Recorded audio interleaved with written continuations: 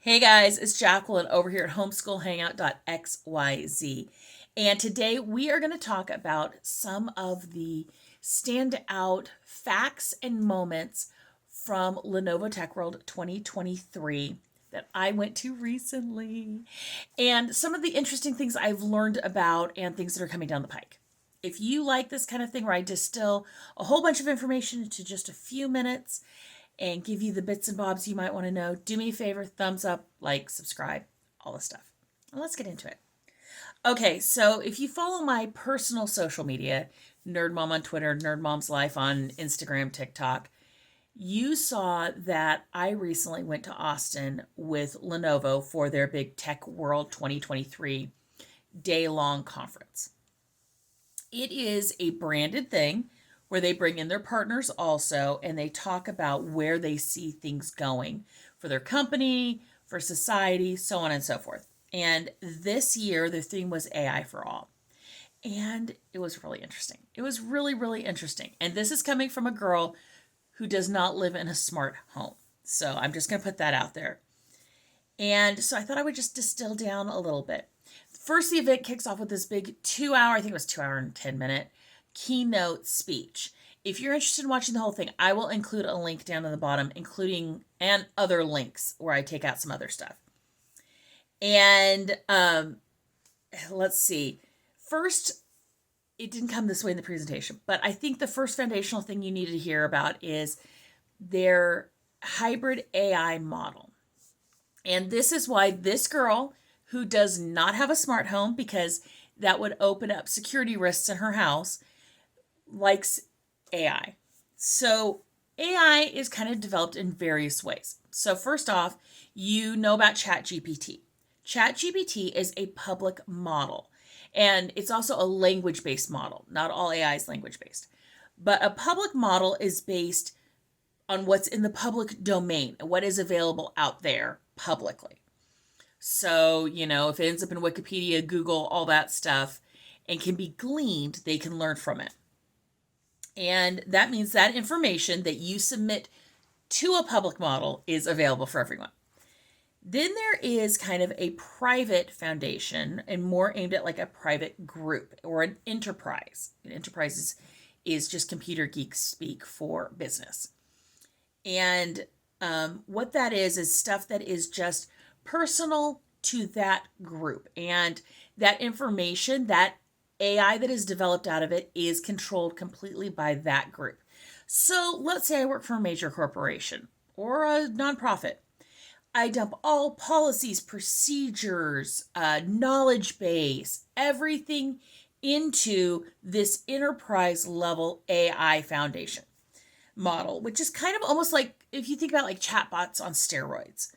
You put into your chatbot when you're going to be open, and so when somebody comes and says, hey, where are you at? When are you open? It has that information. That is enterprise, and that can be done at all different levels. I went to Office Depot and spent $30 in copies for the office. What do I do now? And it gives you all the how to get reimbursed. It can be anything along those lines. The third model is the personal foundation model. So one of the things is, remember, the public model is available to everyone. The private model is available to everyone in that private group. The third is the personal foundation model. And that will just be available on my devices. It is not available publicly or my cloud or my however I want to do that. And that is where you can build a personal AI twin. And so in theory, I'm going to give you an example of the differences here because they did it in the keynote. It was really cool. So we had two different people come up and say, I think Hozier had performed at Austin City Limits. And so they were talking about when's the next Hozier concert and how to get there.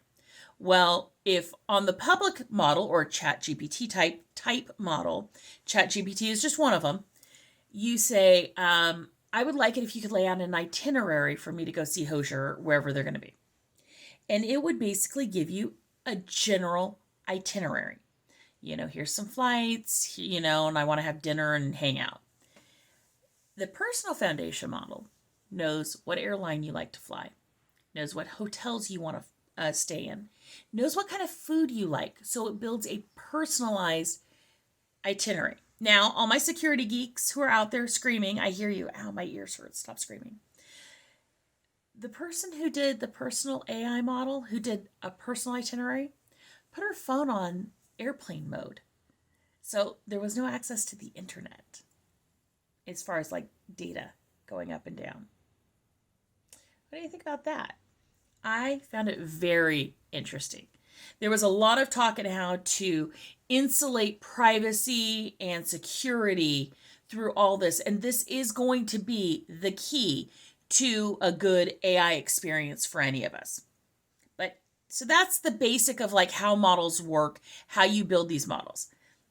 Now and so then we go kind of into some partnerships and some projects. So for those of you who don't know, Lenovo works with AMD, NVIDIA, Microsoft, and they're building these computers that can run this kind of data because AI is developed by data analysis. And so that's something that excites me, the giant computer nerd, so much. The idea that you can process AI and have access to it on your phone is just mind-blowing. But I'll put my software geekery away for a minute. There were a few different things that I really saw that I really like for students and for just life experience. The first one, they opened the show with this, and I will be honest, I'll hold my coffee in front of me. It made me tear up. Yeah, it made me tear up and start to cry a little bit. I have been told, I was there with a group of 4 other people, specifically that are in a virtual Lenovo group that we're always together. The Lenovo group's like 100 people, but 4 of them came with me, and I was told by one of them I wasn't the only one who may have teared up. So yeah, but it's the Libris project. And what this is being done in Brazil, because remember, Lenovo is an international company. And what they've done is they have taken Brazilian Sign Language and analyzed it. I'm going to tear up because I know people who are deaf and everything. And what it does is it enables somebody to be able to sign and have their words translated into a voice. Yeah. Just take that for a minute. And when people say this is all just to make life, easier for you, the gentleman who was doing it, and he actually introduced YY, who is the president and CEO of Lenovo. His family got to pick out the voice that they felt would most closely represent him. It was just amazing. Now, does it take a second? Yes, it does. He's signing, and I'm going to include a link down at the bottom where you can see, just like we make effects for movies, kind of that kind of motion capture, except he's not on a green screen or doing any of that. He's signing to a camera, and you see his face and everything. And it's amazing. That kind of stuff is so amazing for how AI can help people who suffer from any kind of disability or accessibility issues meet that and not miss out on connecting one-on-one. Because connection is really what we humans are here for. We're not really here for productivity. We're here for connection. And so the idea that we could do that. Now, like I said, it's being developed in Brazil, so there'll have to be a different one that's for ASL or ESL if you're in England or any of that. But that was just mind-blowing to me. Yeah. I had an uncle who was deaf, who I knew when I was a little kid, and all of it, just so much. So they kicked off the day with a phenomenal thing to begin with. But I also saw some other things where they talked about it in the keynote, but then I got to go experience it hands-on. Deep brain AI. I know. All of you who are suspicious of the world are like, deep brain. But give me a second. It was the coolest thing. And what it was, they had it set up because the previous weekend had been Formula One, which Lenovo's a partner of. And if you look, you might see a picture on social media of me holding the trophy, KISS activated trophy that they made for it. But they had set up an avatar, and it was a life-size avatar. And you could walk up to it and ask questions on a microphone and get them answered. We're going to see if I'm smart enough to be able to insert that footage here. We'll see. Are there any features of the circuit? So he asked it a question. The Circuit of the Americas has some unique features that make it stand out. It combines elements from iconic tracks around the world, like Silverstone and Hockerville. Plus, the wide turn 1 in true Texas style offers great overtaking opportunities. Coda's dramatic elevation changes, especially at turn 9, add to the challenge. And don't... Who won this race last year? Last year's race at the Circuit of the Americas was a real nail-biter. Max Verstappen of Red Bull Racing secured a stunning victory, with Lewis Hamilton from Mercedes finishing a close second. Charles Leclerc of Ferrari completed the podium. Notably, Red Bull Racing clinched their 5th Constructors' Championship title, first since 2013. It was a race filled with intense competition and remarkable talent on display. So now, did you guys film him? Because I noticed that he pauses at certain points. Did you film him saying those specific sentences? No, absolutely not. This is generative AI. We're synthesizing the video based on the text that we're receiving from the script. So there might be a slight pause as we start synthesizing the video, okay, and then it starts flowing in. And then did you film him as a person, or is he all generated? We filmed him as a person to learn how he moves his mouth, how he moves his eyes, how his subtle head movements. That's all part of our deep learning process. So we start with about a half-day video shoot, and then we build the model based on that video. Okay, so the real question, did you film him in this outfit, or did you AI dress him? He wore this outfit. Okay, I have to ask. Thank you. Got it. So they'd taken this and contained all this information, and you could ask this guy questions about different things relating to it. So I was really specific at one point. I'm like, did you just put in these questions and it's spitting out? It's like, no, we put in the menu. And then when you ask what was for lunch, it pulled it out. Things like that. It was so cool. Where has this become very useful? Well, in reality, they're doing this in South Korea to do the weather, because the weather is all based off of scientific reports. And they have labeled this is a avatar. But also, students learn better if they see it from a face, over hearing it from just a voice, over reading it.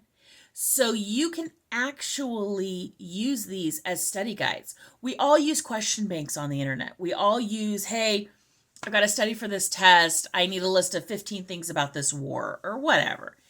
Well, you could pair it with an avatar, and that avatar could answer your specific questions and be trained on that. You go to, your economy one, or you go, it's so cool. It's just cool. It's cool. It's very cool. Now, let's be honest. I did not think that I was talking to a person. Part of it is most of this development is for screens, TVs, and things like that versus standing right in front of him. But yeah, it was really cool. It just was. And so, yeah, the Deep Brain AI, you're going to be seeing it. And I say that as in the way of, I asked how attainable it was for me. And he's like, if you pick one of the 50 avatars we already have, you could have AI generated videos. So that's kind of cool. It also means that it's even more important than usual to teach your children how to fact check. But that's another issue. That's another video when we discuss AI and the students. Okay, so they also, now this is just more cool than just particularly useful, I think. They had AI, adaptive displays on their phones, which means you could scan a pattern. I was wearing a leopard print dress that day. And they didn't just put it on the camera. On the phone as a background, because that's easy, right?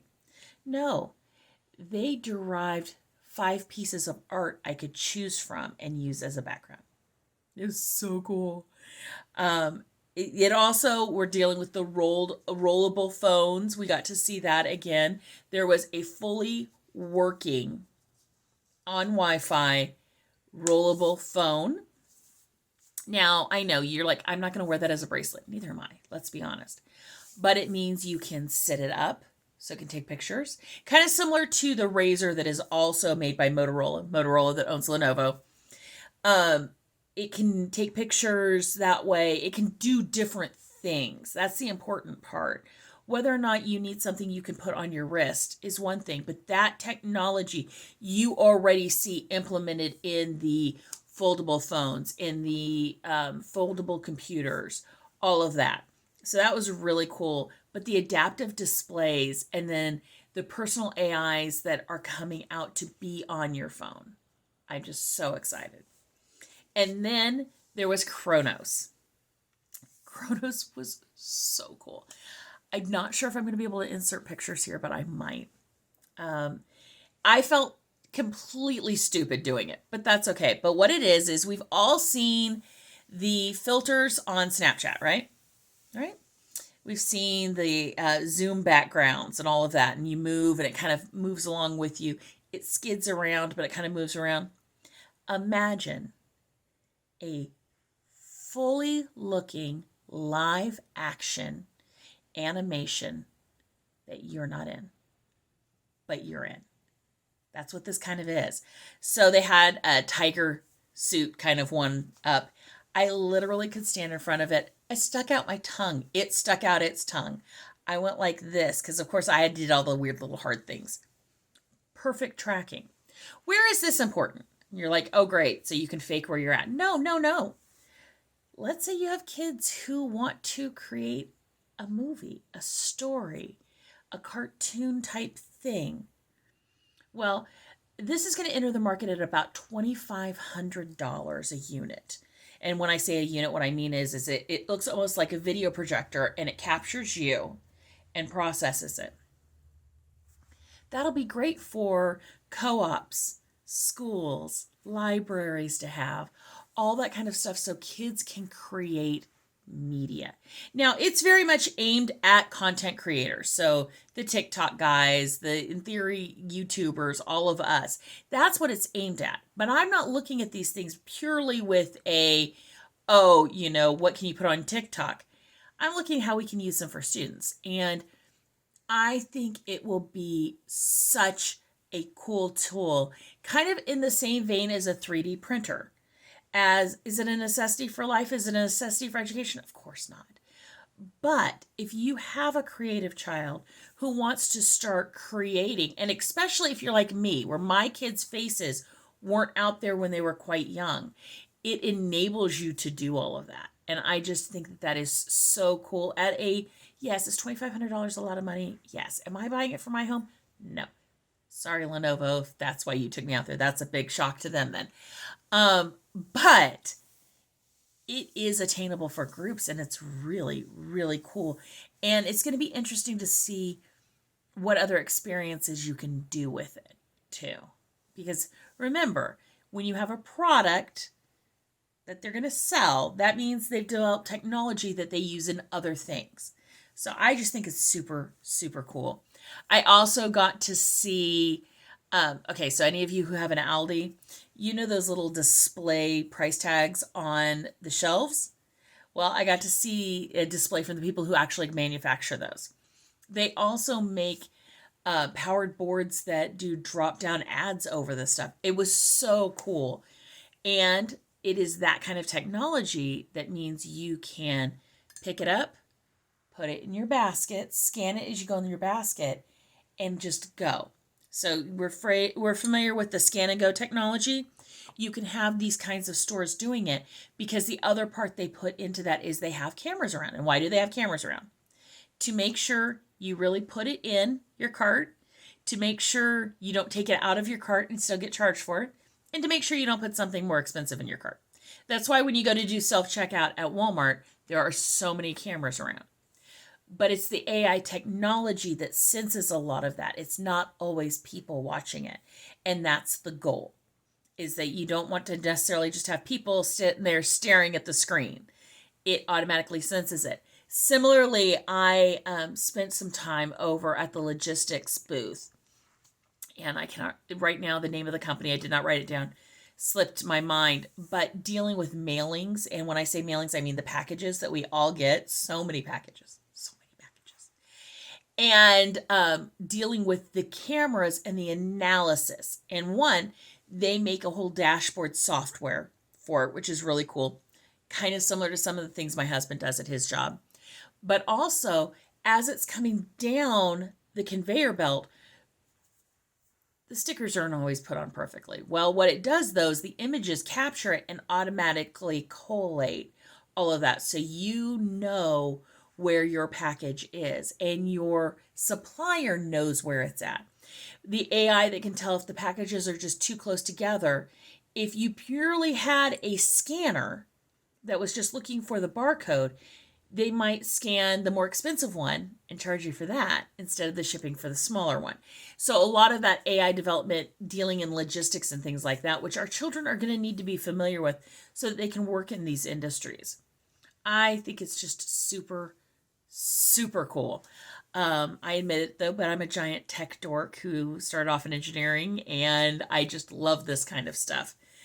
But yeah, now I will say the real highlight of the event was not the laptop where the screen follows you when you walk around, though I think that's cool. It was not the 3D videoing where you can go forward and back and see the side. So if you wanted to know what the other side of my coffee cup looked like, you could just go like that and see, instead of me having to turn it around. That all was really cool. Of course, the feedback on the car racing was super cool. But the coolest part of my entire trip is the people I met. I finally got to meet a couple people at Lenovo that I work with as part of the Lenovo Insiders, but that I don't see in person ever. And they are the sweetest. Special shout out to Holland and Taylor. You guys are just so sweet. I love you. But I also got to go with 4 other Lenovo Insiders, and we had great conversations. We all do different things. We all brought different experiences to the event and to us. We sat and we ate all our meals together. We did all that stuff. It was so much fun. There's a cybersecurity IT guy named Tom from England. There is a gentleman who is both a teacher and does lots of design-based stuff. He does laptop retrospective, super interesting YouTube channel. Hal, who is doing some, let's see, Arthur, who is doing some cool VR type stuff, but also is a science fiction author. And Nicole, who is a tech journalist from India. So we all come from different places. We all sat down and had a great time together. And I do have to say, that is possibly the highlight. And it goes back to kind of what I said about all of this. It's really all about connection, human connection, and using these things as tools. AI is a great tool that can be used in very interesting ways. I'd love to know what your thoughts are. Like I said, there'll be links down below to some of the good bits that I've mentioned. And there is another video on AI and our students and how we should look at it and approach it. And I'd love it if you give that a watch. And I will talk to you guys all later. Bye.